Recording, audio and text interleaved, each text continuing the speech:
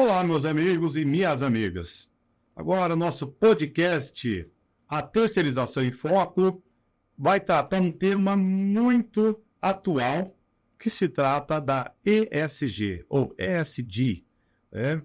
E nós estamos aqui no nosso estúdio com o Danilo Padilha, presidente do Sindeprestem Paraná, com o Wander Morales, presidente da FENACERT e do Sindeprestem São Paulo, e com o professor Lívio Giosa, que é um especialista no tema, que eu peguei o currículo dele, mas se eu ficar falando o currículo dele inteiro, olha, nós vamos ficar aqui uns 10 minutos no mínimo. Então, eu vou dar uma resumida, pedir a liberdade ao professor, que é o professor Lívio Giosa, administrador de empresas com pós-graduação em Business Administration pela New York University. Também ele é consultor estratégico e sócio-diretor da GLM Assessoria Empresarial. Ele é membro, coordenador do Instituto ABVB de Responsabilidade Socioambiental, presidente do Senan, Centro Nacional de Modernização Empresarial, coordenador do PNBE, Pensamento Nacional das Bases Empresariais. Ele é vice-presidente da ANEFAC, Associação Nacional dos Executivos de Finanças e Administração. E aí eu vou pular aqui, tem livros que a gente vai falar daqui a pouco, autor e coautor de alguns livros, vários livros. Nós temos aqui também que ele foi Prêmio Ano de Sustentabilidade 2012, a Rio+20, como um dos homens líderes sustentáveis globais. Também foi secretário de Desenvolvimento Econômico da Estância de Atibaia, foi deputado estadual pelo estado de São Paulo, enfim, com um grande currículo e um especialista nesse tema, também autor e coautor. Aqui nós temos autor do livro As Grandes Sacadas de Marketing do Brasil, professor Lívio Giosa, pela editora Senac, Gestão Municipal do Brasil, que esse livro me apoderei aqui para que eu lesse e vou ler com o maior carinho. Gestão Municipal no Brasil, Modernização, Cooperação e Humanização. Ele foi escrito juntamente com o José Mário Brasiliense Carneiro e o Murilo Lemos de Lemos. Isso aí. Então, nós vamos mostrar aqui aos nossos telenautas, vamos dizer assim, e também o livro Terceirização. É um livro que nós temos aqui no estúdio, os dois autores, o professor Lívio Giosa e o Wander Morales, incluindo a nova lei de terceirização e a lei da reforma trabalhista, já na 10ª edição, revista e ampliada, uma abordagem estratégica com apoio do Sindeprestem São Paulo. Então, Danilo e Wander Morales, para nós, né, nós três aqui, uma grande honra receber aqui o professor Lívio Giosa. Eu começo assim perguntando, professor, o que significa essas três letrinhas? ESG. Muito obrigado, Paulo, mais uma vez. Obrigado, Danilo, pela oportunidade. Ao Wander, meu colega de bancada aqui, que a gente está super integrado e alinhado. Primeiro, eu queria fazer uma observação, né? Surgiram, nesses últimos anos, no mercado, no ambiente mundial, duas siglas, ODS e ESG, né? E que fazem parte hoje do dicionário das empresas, das organizações, das nações. Muitos veem por aí essas siglas, não têm esse entendimento, mas vale a pena aqui agora, Paulo, comentar sobre elas. As ODS, que são os Objetivos do Desenvolvimento Sustentável, foram definidos pelas organizações, junto às conferências internacionais sobre clima, com o objetivo de trazer para o mundo o que a gente chama uma Agenda 2030, uma agenda de década, onde as nações pudessem ter como pano de fundo uma orientação que provocasse o que levasse ao bem-estar da população que aqueles líderes representam. Então, as ODS, que são os 17 Objetivos do Desenvolvimento Sustentáveis, são itens que provocam políticas públicas mundiais, isto é, cada país estar orientados para esses 17 princípios e fazerem suas gestões à luz do que esses princípios determinam. Então, ele é o pano de fundo para que as nações se orientem para o melhor bem-estar da sua população. O ESG, que o E quer dizer Environment, S, o Social e o G, Governance, traduzindo para o Brasil, para o português, desculpa. O E quer dizer ambiental, o S, social e o G, governança, gestão, são fatores e metodologias que as organizações devem implementar baseadas nos princípios das ODS. Então, quando circulou este movimento de atuação e de gestão nas organizações, estabelecer a governança como fator de controle de melhor estruturação organizacional, controles internos, gestão com ética, com códigos de ética e conduta, com transparência, com definição melhor dos controles, com auditorias internas, com relatórios, indicadores, metas, tudo isso somado significa uma boa gestão capaz de dar suporte para que a empresa implemente cada vez mais ações sociais transformadoras, especialmente nas áreas lindeiras que ela impacta, e ações ambientais.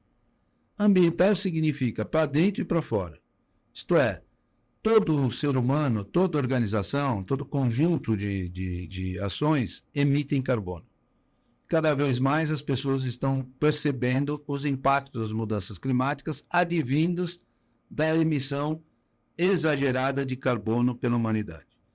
Há que se tratar isso, e é o que é a relevância principal que nós vamos fazer daqui para frente, e cabem às empresas, às organizações, olharem o que fazem, seja indústria, seja comércio, seja serviços, seja o agronegócio, que elas se orientem para, na sua cadeia produtiva, ou de prestação de serviço, ou de comercialização, diminuem cada vez mais as emissões de carbono e façam com que as partes envolvidas, que a gente chama os stakeholders, que são todos aqueles públicos com os quais as empresas se relacionam, também se identifiquem pela causa de minimizar as emissões de carbono. Isto se dá através do eixo ESG, com uma preocupação de se relatar à sociedade aquilo que está sendo feito, onde esse relato tem que demonstrar as evidências. Não é a música, a evidência. Mas são as evidências daquilo que a boa gestão está fazendo e os impactos internos e externos, as ações sociais, os projetos sociais e os projetos ambientais, tanto para dentro quanto para fora. Portanto, esse conjunto de ações hoje estabelece uma nova dinâmica para que a gente tenha condições de olhar para o futuro. Eu tenho certeza que muitos que estão nos acompanhando aqui têm filhos, ou têm netos, ou têm sobrinhos. Porque o nosso foco é a próxima geração. Eu não consigo, hoje eu não quero ser catastrofista, até para a gente dar continuidade às conversas, mas é imaginar o meu neto, de 8 anos, o que será a vida dele daqui 20 ou 30 anos. Porque a cada momento a gente vê, especialmente as mudanças climáticas, cada vez mais excedendo aos controles e levando a uma transformação mundial, capazes hoje da gente ficar meio que atônitos com determinadas questões. Eu não sei se vocês viram ontem o terremoto em Taiwan. Sim, correto. Foi o maior terremoto da história. Isso tem um significado. Né? Mais um item, calor extremo, né? Que provoca uma transformação da natureza nas partes do mundo. Portanto, esse é um tema mais do que necessário e que ele precisa ser contextualizado, discutido em todos os momentos, todas as práticas, em qualquer lugar que você que nos acompanha, você como cidadão, deve ter isso como inspiração para cada atividade que você fizer, emitir menos carbono. E, professor, pegando o gancho nisso aí da prática de ESG, também dos ODS, nós sabemos que o Brasil, ano que vem, vai receber a COP30, e que justamente é para discutir as mudanças climáticas, discutir a sustentabilidade E os países membros da ONU, os principais países, os mais ricos, vão estar presentes. E o que nós, o setor de terceirização, pode aprender com isso ou se inserir nessa discussão para que, chegando até a COP, nós, o nosso setor possa estar preparado, seja no fornecimento de mão de obra, ou seja também demonstrando essas práticas, porque não adianta falar e não praticar também. Sim. Eu quero demonstrar isso sobre 2 pontos, Paulo, Danilo e Wander. O primeiro é que nessa visão do ESG, o G, de governança, criou uma metodologia chamada Sistema de Compliance ou de Integridade. A maioria das grandes empresas, para não dizer a totalidade, das grandes organizações e médias organizações estão adotando sistemas de integridade ou compliance. E um dos tópicos dessa metodologia tem uma coisa chamada due diligence, isto é, um questionário que as empresas passam para os seus fornecedores de produtos ou serviços para que eles preencham e a devolutiva, a empresa vai analisar qual é o estado da arte, o estado de maturidade dessa empresa, prestador de serviço ou fornecedor, que está em referência à questão da sustentabilidade. Esse questionário é analisado e a empresa tem três formas de decidir. Primeiro, chamar o fornecedor e falar, escuta, Paulo, está muito ruim, você não tem nada a ver com a minha jornada sustentável e você está fora do negócio, portanto, muito obrigado, passe bem, porque eu vou no mercado e vou buscar outra empresa. Ok? Ótimo. Segundo aspecto, ele vê essa posição, chama a empresa e fala assim, olha, eu vou te dar 90 dias, ou no máximo 180 dias, para você já começar a construir algo ligado à questão da sustentabilidade para você estar conosco, continuar sendo nosso fornecedor ou prestador de serviço. E o terceiro ponto, vem cá, eu vou te ajudar. Eu tenho um movimento aqui de sensibilização, vou te ajudar para que você possa cada vez mais melhorar a sua gestão à luz da sustentabilidade. Quando você olha, Wander, você que é você que conduz um sindicato, e você, Danilo, tem embaixo do sindicato empresas prestadoras de serviço, você consegue imaginar alguém que está numa dessas 3 condições? Está nas 3 condições. Mas mais aonde? Mas no social. Não, mas mais, quero dizer, a empresa tem nenhuma atividade voltada à sustentabilidade, tem intenção de ter ou já tem? Onde está a maioria? A maioria não tem. Maioria não tem. Portanto, reforçado aqui pela... Então ela deve ter, exato. Ela tem os 3 pilares. Exato. Eu acho que os 3 pilares, mas ela não está desenvolvendo. Praticamente. E o que eu quero dizer é que a grande ou média empresa, ela já está olhando o mercado e falando, prestador de serviço, ou você se adapta às questões ESG, ou você vai estar fora do mercado. E muitos estão perdendo contratos e não sabem por quê. Porque algum funcionário, Paulo, preencheu esse tal de questionário, mas chegou por aí na empresa e quem analisou falou, por que eu estou com essa empresa se eu tenho outras tantas que eu posso pedir um fornecimento e estão ligadas ao ESG. Portanto, o que eu quero dizer, ao fim e ao cabo da sua pergunta, é que todo mundo, todas as condições, especialmente o setor de serviço, que, na minha opinião, é o que mais atrasado está nesta referência, precisa urgentemente adotar medidas voltadas à sustentabilidade. E quando, na COP15, depois na COP21, nós vamos para a COP29 este ano, se determinou os índices de redução de emissão de carbono por países, e o Brasil assinou e reforçou na COP21, o Brasil assinou um tratado dizendo eu vou reduzir 32% das emissões de carbono até 2025 e 42% até 2040. Desculpa, até 2030. Eu pergunto a cada um de vocês que estão aqui na mesa e a quem está nos acompanhando. Quem é o Brasil? O Brasil? Somos nós, brasileiros. Então, se o Brasil assina, isso quer dizer que cada um de nós devíamos ter uma meta de redução. Eu peço reduzir 20, você pode reduzir 8, ele 12. A média é o que o Brasil vai ter que reduzir. Mas quem é que está preocupado em fazer sua autorredução? Eu, na sua empresa, Wander, na sua empresa, Danilo, no seu sindicato, Paulo, você no conjunto dos trabalhadores fala assim, vamos reduzir 32% para a gente atingir a meta? Então é isso que precisa esclarecer, isso precisa sensibilizar, isso precisa de gente cada vez mais comentar esse tema, porque todo mundo precisa fazer a sua parte. E nessa linha, Paulo, complementando o que o Lira está falando, o Sindeprest em São Paulo fez uma parceria com uma empresa certificadora desses pilares do ESG. E o resultado tem sido surpreendente, porque os 3 pilares do ESG, eles podem, primeiro, elevar o nível de qualificação do setor, e a gente está vendo isso como uma oportunidade, né? Nós não estamos dando muita relevância para isso, mas essas grandes empresas, elas estão dando. Então, isso está vindo de cima para baixo e vai vir de baixo para cima. O que é de baixo para cima? O que surpreendeu no resultado de algumas empresas menores que adotaram a prática ESG foi o engajamento dos jovens. Sim. O jovem já vem com muito mais preocupação do que a gente imaginava. Né? A maior parte das nossas empresas tem muitos jovens, jogando administrativo, tudo. Então, quando as pessoas, esses empresários levaram isso para dentro das empresas, vamos trabalhar essa pauta ESG, né? Achando que assim, bom, a minha parte aqui vai ser só o social. Né? E aí viu que o meio ambiente tem um peso muito grande.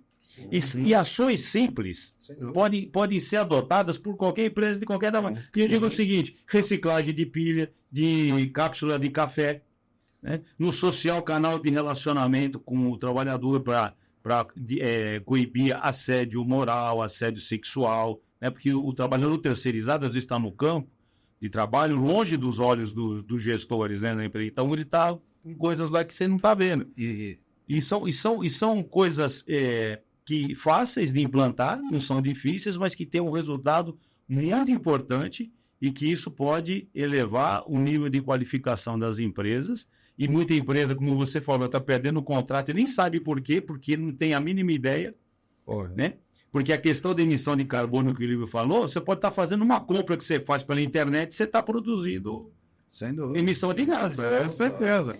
E eu costumo dizer sobre isso, né, meus amigos, aqui a gente está, né, com um professor aqui que é uma sumidade no assunto, mas é que nós acabamos sendo muito imediatistas, né, Lívia? Você que está levando essa informação aí, né, aos 4 cantos do Brasil e fora também, a gente às vezes não fica pensando, mas o carbono é lá na frente, isso e aquilo. Muitas vezes a população ela não consegue ver e enxergar. E no nosso lado, como o Wander está comentando, a gente fez dentro da empresa também a certificação do ESG, e é impressionante a redução de custos que a gente tem, porque isso também está muito envolvido com a sustentabilidade. E o que muitas pessoas às vezes não se dão conta, que você ter sustentabilidade na sua empresa é você ter responsabilidade, continuar gerando emprego, continuar gerando lucro, porque o negócio está ali para isso.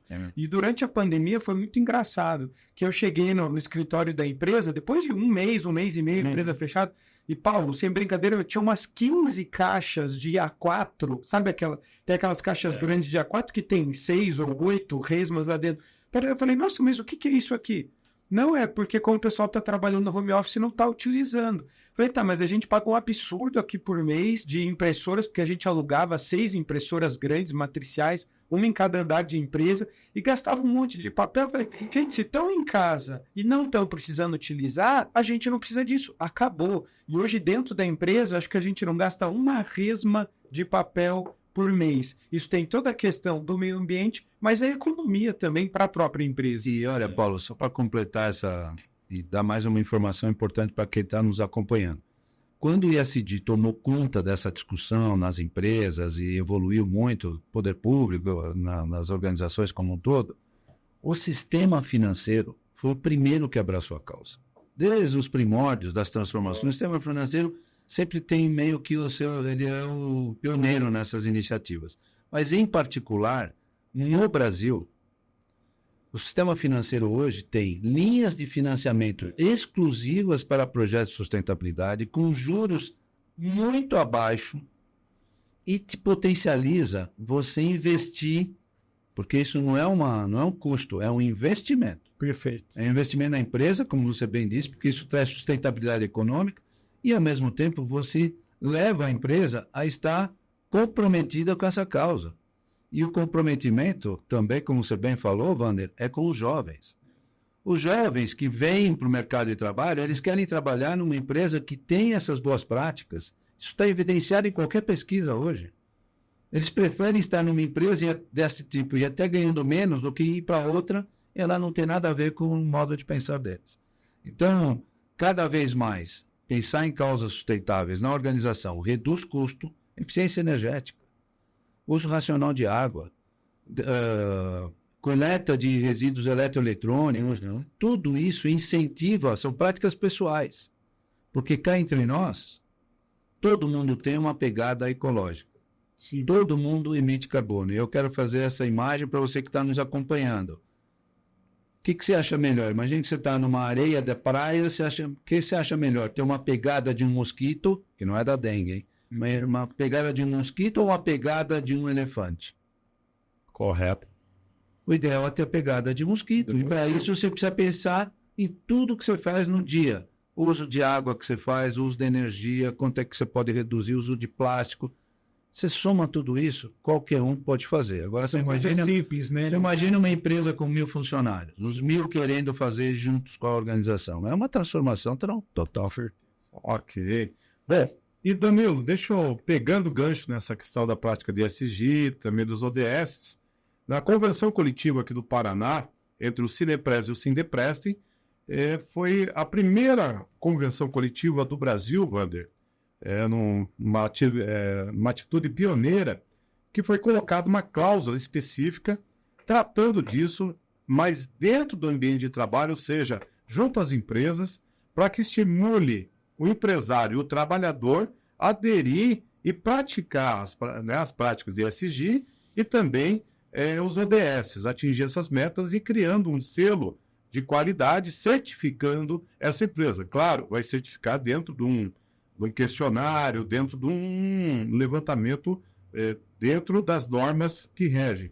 Então, Danilo, eu gostaria que você comentasse, assim, como que você vê, né, você que é o presidente do sindicato patronal aqui no Paraná, como que você vê esse segmento e dentro dessa cláusula para estimular essas empresas, os trabalhadores, a aderirem de fato a essa cláusula e praticarem e a gente conseguir atingir esses objetivos. Não, perfeito, Paulo. Aqui no Paraná a gente é diferente e é muito legal que a gente costuma ser muito elogiado, né, por vocês, né, querendo ou não, São Paulo acaba sendo a nossa referência e é muito interessante nós podemos ser, né, podendo ser pioneiros, né, em algumas situações como essa, efetivamente, dessa cláusula ESG. Há muito tempo, né, Paulo, nós vemos praticando aqui no Paraná essas práticas. Porque se você pegar hoje, né, o Instituto de Saúde que nós temos aqui para todos os trabalhadores dentro do nosso segmento, Paulo, isso é se preocupar com o social,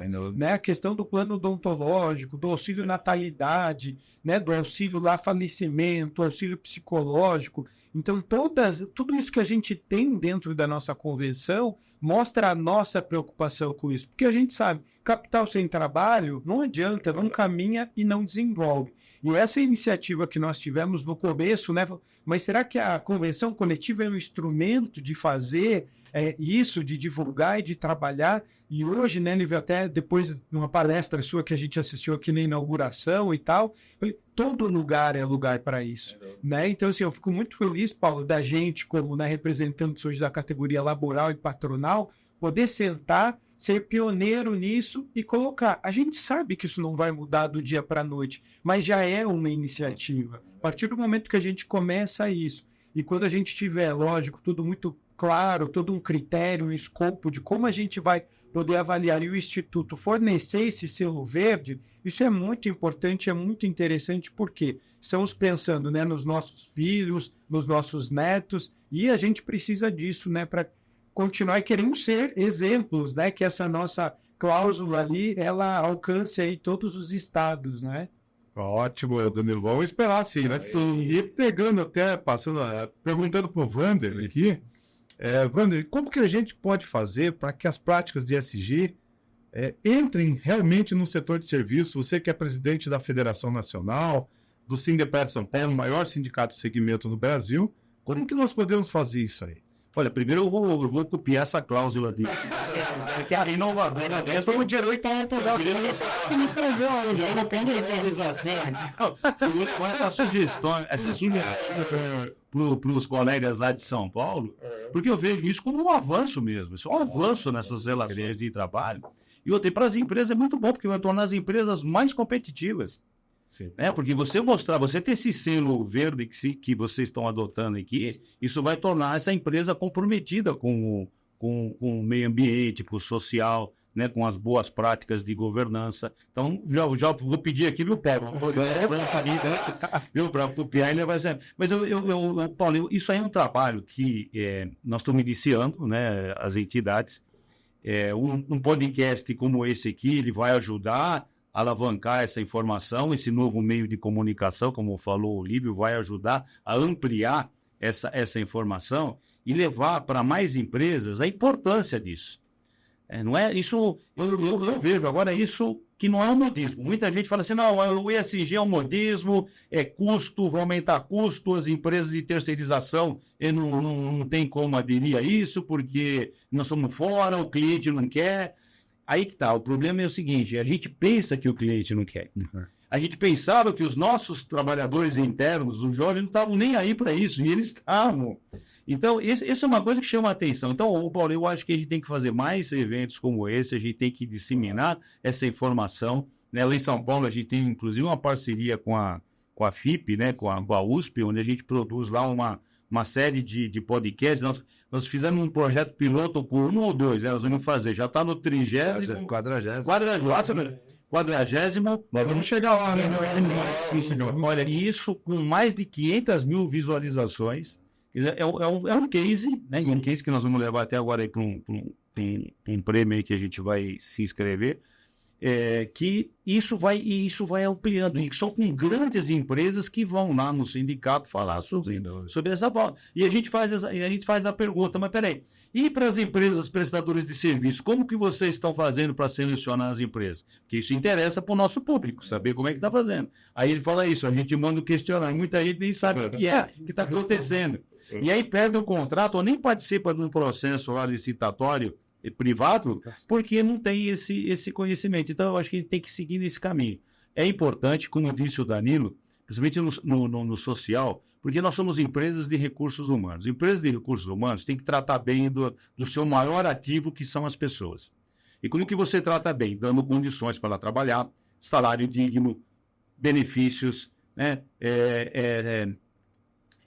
Assistência médica, né? O treinamento, permitindo que essas pessoas possam progredir para alcançar, para ser promovidas, para ganhar mais. Enfim, então, esse é um papel social que as empresas do nosso setor têm, e elas precisam pôr isso em prática. Então, eu gosto muito dessa pauta, me engajei nisso, logo que o Lívio levou essa ideia para lá, eu falei, Lívio, isso é fantástico, isso vai ser uma boa oportunidade para as nossas empresas começarem a ampliar o conhecimento disso, porque falta conhecimento, Paulo. A gente precisa de conhecimento. Então, vamos disseminar esse conhecimento.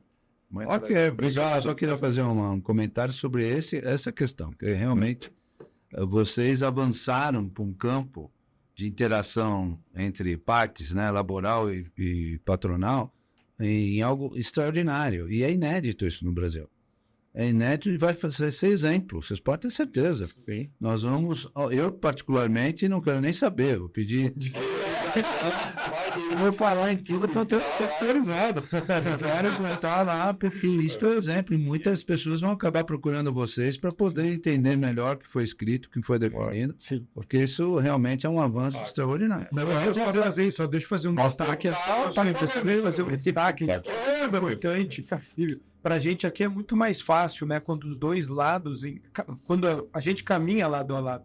E essa iniciativa, quero deixar muito claro e registrado aqui, é do nosso amigo aqui, Paulo Rossi. Mesmo eu, sendo do setor aí empresarial e tudo mais, a primeira vez que eu ouvi falar de OTS foi através do Paulo. Foi em 2015, Aí eu fui pesquisar e falei, cara, o que esse maluco do Paulo tá falando? E aí eu fui olhar e fui entender, falei, caramba, como isso ainda não está disseminado. Na primeira feira do emprego aqui, Paulo, que a gente fez. E depois dessa questão do SG, ele veio e trouxe pra gente, né, pro patronal, pra mim, pro Clodoaldo. Falei, Paulo, mas e aí? Não, vamos fazer. Então, assim, é muito bacana quando a gente tem alguém aqui, uma referência como é o Paulo, que traz essas ideias e mais do que rápido a gente acaba abraçando e consegue evoluir dessa forma. Mas eu sempre falo, até antes de passar para o professor Lívio, que tudo é parceria. Então ninguém constrói nada sozinho. Então sempre em conjunto. Quando há entendimento, há sinergia, tudo caminha. Então isso nós fazemos em conjunto e a gente vai construindo. E falando em construindo, senhor, para a gente encerrar, que infelizmente nossos telenautas, telespectadores, está chegando ao final, como que a gente pode fazer para construir um legado sustentável com essas práticas de ESG, com empregos verdes, no setor de serviços, professor Lívio? Bom, primeiro, o setor de serviços precisa abraçar realmente a causa. Né? Precisa abraçar a causa porque é mudança de comportamento na veia, mudança de comportamento individual, profissional e empresarial. E cada vez mais explicitar isso na sua gestão, na sua apresentação enquanto empresa, nos cuidados do social, que está muito claro nessa atividade, os cuidados de governança, que também está muito claro nesta atividade, para que estas pessoas que serão preparadas pelas empresas prestadoras de serviço possam disseminar esse valor para a sociedade e para a comunidade que elas atuam. Esse talvez seja o maior legado, você construir e sensibilizar através de mecanismos o engajamento desse conjunto de trabalhadores para a causa da sustentabilidade. Porque esse deverá ser praticamente a necessidade da humanidade para os próximos anos, com certeza. Esse é o ponto fulcral da própria sobrevivência de cada um de nós na nossa nave-mãe, que é a Terra. Temer Morales, professor Lívio Josa, lamentavelmente o nosso tempo está esgotado, então nós vamos encerrar esse episódio, mas claro que nós vamos dar sequência na próxima vinda de vocês aqui na nossa capital paranaense, é a capital também ecológica, uma capital que a gente quer fazer cada vez mais sustentável. E durante uma reunião que nós tivemos hoje do Instituto Mares Brasil, já captamos as sugestões do professor Lívio, também do Wander, enfim, de todos os conselheiros. Então nós queremos agradecer em nome do Podgestão, a terceirização em foco, a participação de todos vocês, agradecer o nosso operador aqui, nosso diretor, o Adriano, e esperamos vocês numa próxima, e claro, divulgando sempre a terceirização com responsabilidade e com práticas sustentáveis. Muito obrigado e até a próxima.